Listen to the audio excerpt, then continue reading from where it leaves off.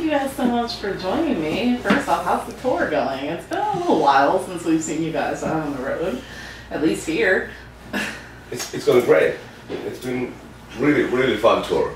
The show number 17 tonight, and it's been fun. It's not so much our regular audience. It's very much 6 a.m. audience, so it's cool to play for new, fresh people, you know. Yeah, and our own headlining tour will follow in mid of May.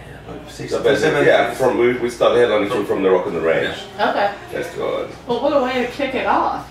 Like, that's the perfect way to kick it off. Yeah.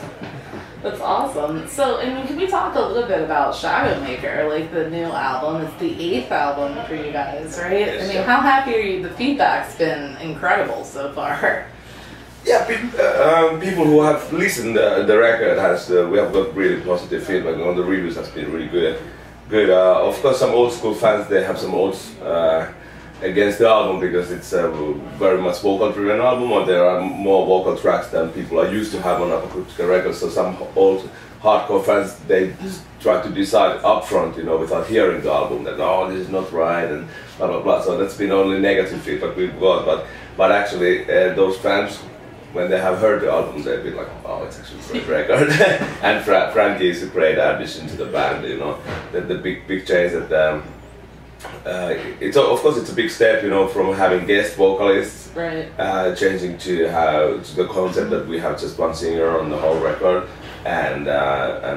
but we wanted to have the freedom for ourselves, you know, to make the album exactly the way we wanted it to be. And because when you have a lot of guests, it's a lot of too many people involved in the process and in the decisions, too many record companies, too many managers, you know. Everything starts to depend on so things outside of the band.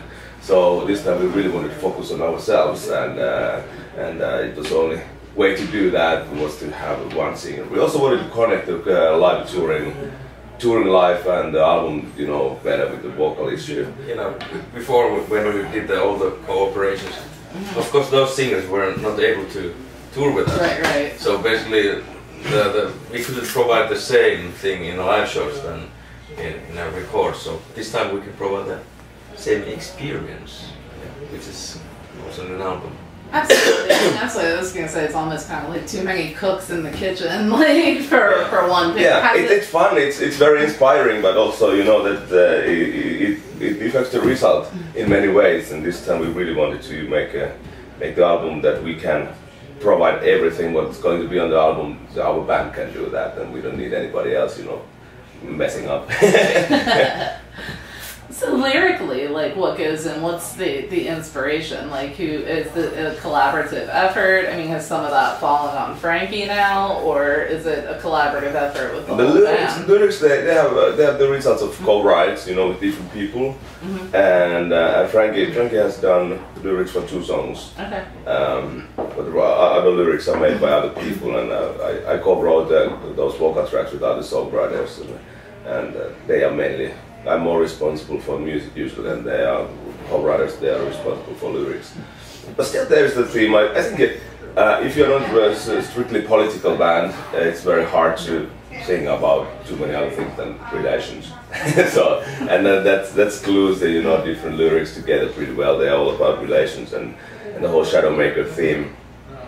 I think the whole album is kind of our fight against Shadowmakers, you know, the people who try to ignore you or try to push down your creativity and inspiration and motivation, you know. That happens way too much. Yeah. So. Absolutely, the video for Cold Blood was just gorgeous. Like, I love that you haven't forgot the art of the music video, because I like to see the visual element to go with things. How important is that? It's very important. Yes, because, you know, in video we can point out the beautiful things we want to bring up, and there's also those beautiful dimensions in our music, and that's the reason. You know, the videos are always supporting the strengths and the specialties of the music as well. Instead, we wanted to once again work with Lisa Mann, who did all the videos for the previous album, and also I Don't Care video. because we think that her way of having those beautiful images that they really match with Apocalyptica's style and sound, because I think we are also a mixture of rawness but also extreme beauty, you know, and very sensitive and very hard and heavy, and she combines those really beautifully. Also, the album artwork is it's a big piece of the whole album, and it's telling its own story totally about Shadowmakers, and it's a really piece of art. That's awesome. Of course, those stories are not really. They are not too obvious, and we don't want. Like it shouldn't be in art, you know. It shouldn't be we obvious. should not explain too much for you. You know, it depends so much about the perspective where you watch or listen, or depends on the listener's background, how they understand the lyrics, and what kind of thoughts comes up to their mind about those things, and also the visual and the artwork. Same thing that brings so many different kind of things. Absolutely. In your mind, depending on where you're coming and how are you. Oh yeah, I mean everything is so open to different and various interpretations all the time. That's the beauty of music, being a universal language. It's something we can all speak and understand, even if something has no words, it still has an emotion. For each one of you personally, when did it begin speaking to you? Sorry? When did music first begin speaking to you?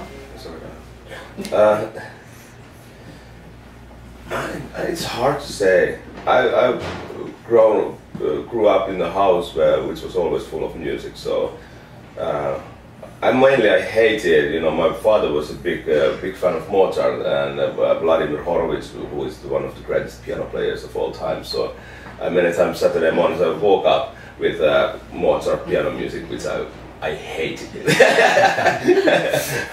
So, but you know, if music creates an anger, that's already speaking to you. So I didn't say what kind of emotion.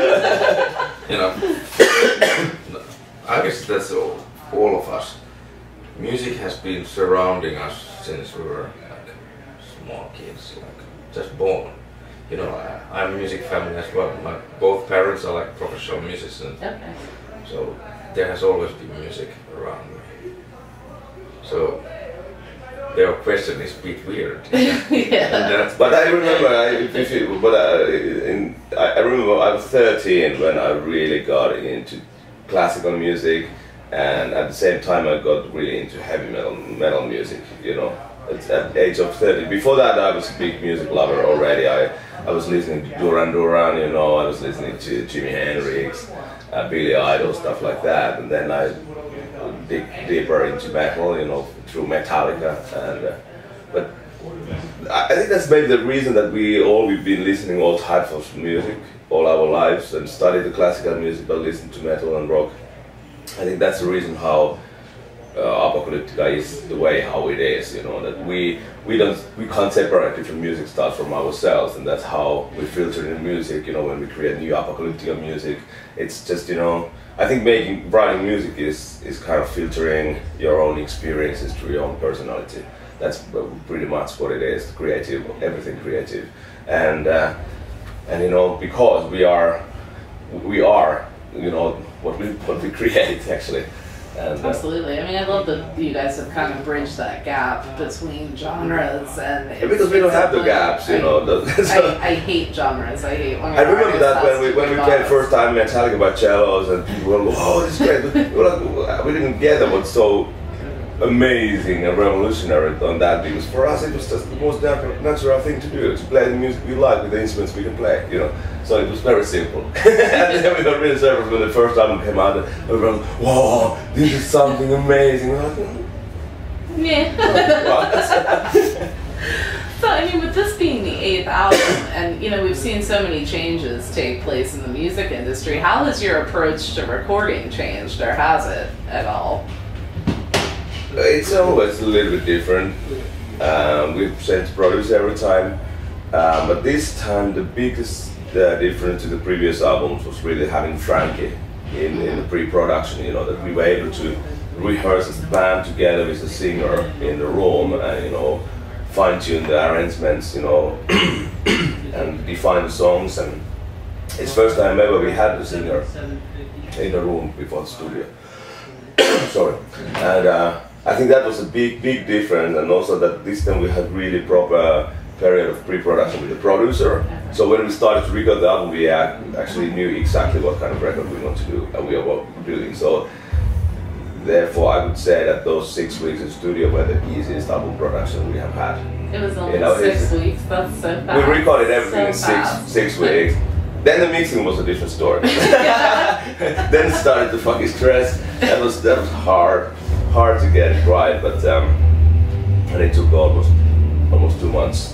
The album was mixed after we finished recording, but it was only because of the very well prepared thing. You know, we knew the arrangements, we knew all the tempos, we knew everything. You know, how we want to produce, what kind of approach we have, and because for example the album before, I was sending new songs for Mikko came to LA to record drums with Joe Barresi, and while they were recording drums, I was still sending him new songs.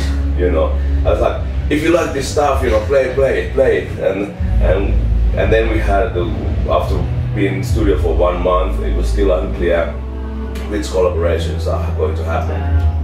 We knew about some, but you know, there were open discussions still, you know, with different singers, and you know, waiting for confirmations for the schedules and everything. So it was more like a mess, you know. really being in studio and not knowing what kind of album is coming out. And that was the reason why this time we really wanted to make a band record, and just we literally, you know, this time we were really independent. We even didn't have any kind of record companies. We didn't have play the demos to anybody. Wow. You know, so we could call this independent apocalyptic album. We didn't ask anybody's opinion. We literally locked ourselves together with the producer in the studio and came out when the album was done, and then played it to other people. You know. Do you think that's the way to do it now, though? Yeah. It's like a lot I enjoyed it. freedom. At least we can say that that's really honest album. Yeah, it's really nobody else was influencing it except Apocalypse. Absolutely. You know, plus the producer, of course, but right. I mean, we talked about some of the changes, but you know, I mean, the big one's been the uprise of social media and the way that bands are able to promote and get themselves out there now has changed tremendously. Yes. You know, of the changes, you know, which ones had the biggest effect on the band? I mean, have you guys adapted to that? You know, those days when we released the first album and second album, basically all the income, how to, you know, pay your food bill, came from the record sales. And we were touring around Europe and playing a lot of shows, you know, traveling with the van and really like a low budget touring. Basically, you know, we were not earning any money off the touring.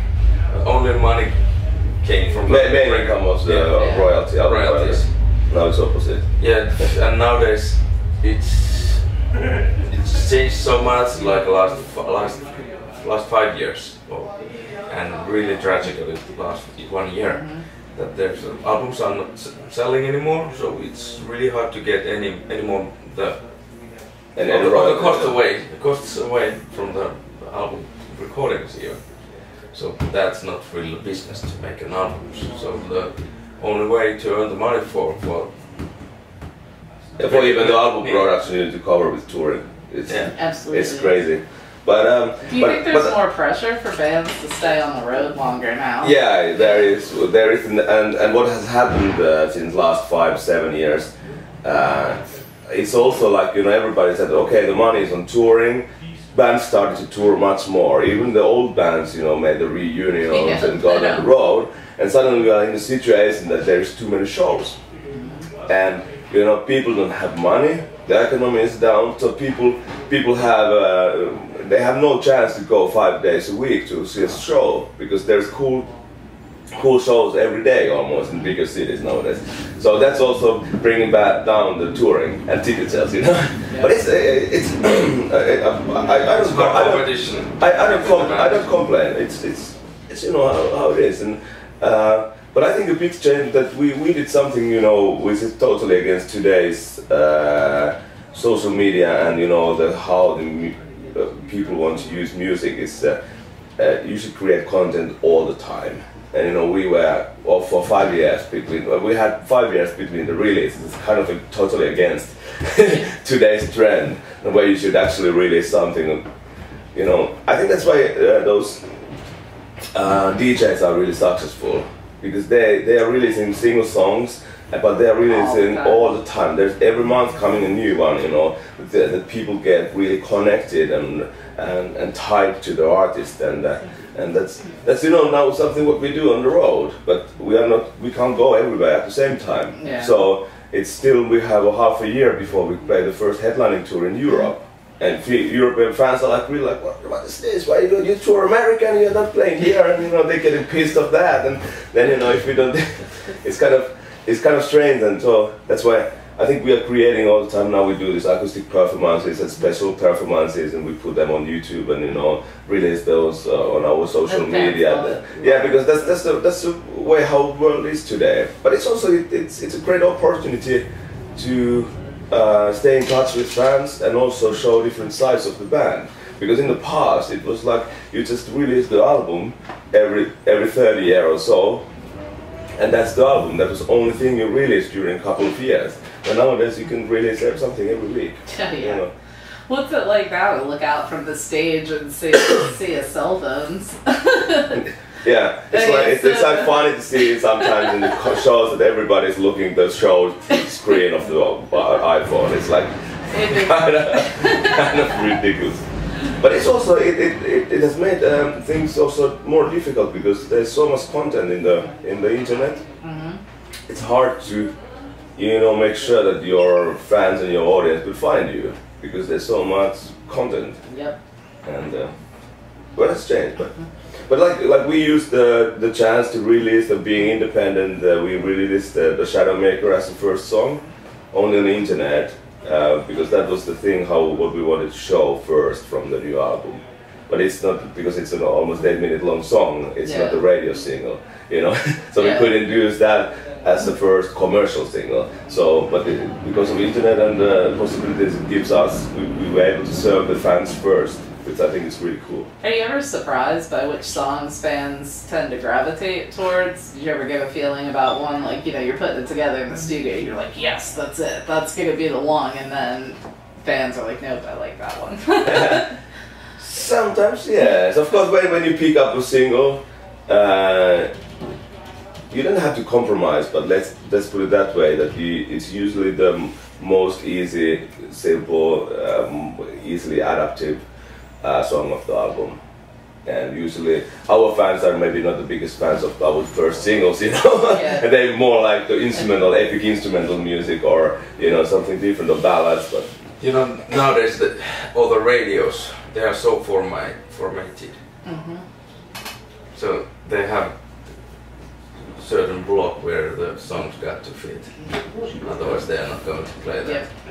Or they're taking a risk if they. It's like and they testing system sucks, because people listen for testing is like they listen for maybe 20 seconds of the song, and of course people pick up something what's common for them. If the singer's voice is they know it. Or if it's AC/DC, this is great, I love this song. And then if you come with a new kind of music with a new approach, it's always challenging. Like Cold Blood, it's a new singer for us, It's not Corey Taylor, it's not Adam Gontier, who is very known voice, who are very known voices, and the style is it's modern, and it's not like a typical rock radio sound and the song. So. It was testing really poor in the beginning, but now it seems to be climbing up on the radio charts. People are realizing that. Actually, it's a good song, It's like really good singer, actually. And then people, I think in general with this album there are so many new things that it feels to us that our fans and people, they need to get used to the sound and the concept with Frankie, and. I think they to realize, to realize that actually it's a really great record. Absolutely. I think it's maybe the best record we've done. It has the quality and the sound, the arrangements, the songwriting, everything is in totally new level. So, but I think for old fans it will take time. I think new fans they have eaten it like So, if you guys had to pick one thing that was probably misunderstood about the band the most, what would it be? Is there something people get wrong all the time? Yeah, that we are the 4 cellists who play Metallica. That's maybe the because we still sometimes we do Metallica songs. Like tonight we're gonna play one Metallica song, but still that was, you know, last time we recorded as 4 cellos Metallica was 2 bonus tracks for the album Cult, which was released 15 years ago. So it doesn't. We are fine with our history. We're very proud about it, but it's like still, you know. Moving on. Yeah, you know what I mean. Yeah, you know what I mean. It's like, yeah. Before, we had 3 cellists, then drummer and singer, you know, who do new music. We're a band. We are a band. So, I mean, is it hard to craft a set list? I mean, with 8 albums, is it hard to pick? It is. Which is fun, because then we can change. It's easy to change the set list on different nights, and because there's so much great songs to be played. It's more about, you know, getting the right dramaturgy to the set, and, you know, it's more about how different tempos and different feels of the songs, how they come together, and how to build up exciting drama for 1.5 an hour or 2 hours. This is like, you know, we play like 45-minute set on this tour, 6am tour, and it hasn't been very difficult. We play on 7 songs, and we are just, you know, we play 2 new songs, and we play 1 acoustic Metallica thing, and, you know, we do the most craziest acrobat things and show off people, you know. Nice, I'm looking forward to it. Yeah, but it's good, but it's fun. We had a headlining show a couple of days ago, and it was really cool. We played many of the new songs first time ever. Oh, it's gotta be refreshing. Yeah, that was really exciting. Nice. Well, I want to thank you guys so much for taking a few minutes to speak with me. I appreciate it. Like, we look forward to the show tonight, and definitely seeing you guys at Rock on the Range. We'll be there. So. Yeah. Great. Okay, cool. Thank you. Thank you very much. Thank you.